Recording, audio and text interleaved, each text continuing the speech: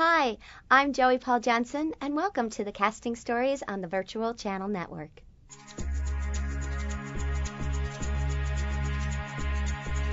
I feel I have a wonderful story about the movie Soul Surfer. And first of all, I just want to say thank you to Sean McNamara, who had an amazing vision on this movie, and to my partner, Niner Parikh, who is an incredible collaborator. So without those two components, I don't think we could have realized it in the greatest cast list that we could have had for this movie. And of course, all the producers involved. But actually, I became aware of the movie potential of Soul Surfer 7 years ago, which was 1 year after Bethany Hamilton had the shark incident of losing her arm. And I was just completely drawn to the story. And a very good friend of Bethany's, her dad was managing her for her career to get promotional opportunities to help make money for her in her recovery. And that they had an aim to do a feature film. And they approached me and asked if I would be involved.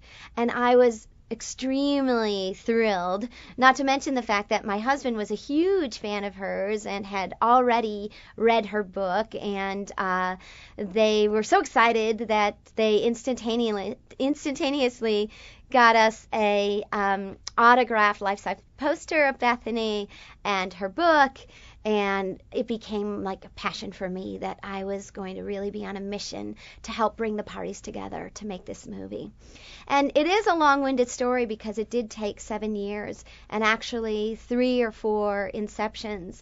But I clearly remember 2 major incidents, and one was the day that I drove Sean McNamara's demo reel as a director and as a producing entity over to her manager's home in Beverly Hills and said, "This is the guy that has to do this movie. He is a surfing pro and he can photograph this in such a beautiful way and understand the sensitivity of the story, the spirit, the comebackness of her victory, and he's the guy for the job."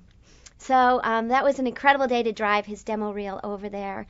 And then there was a separate day about a year and a half later when I stood on the beach in Oahu with Bethany and her family, and we made a prayer circle on the beach. We held hands, we stood shoulder to shoulder, and it's very interesting to stand shoulder to shoulder with someone who only has one arm.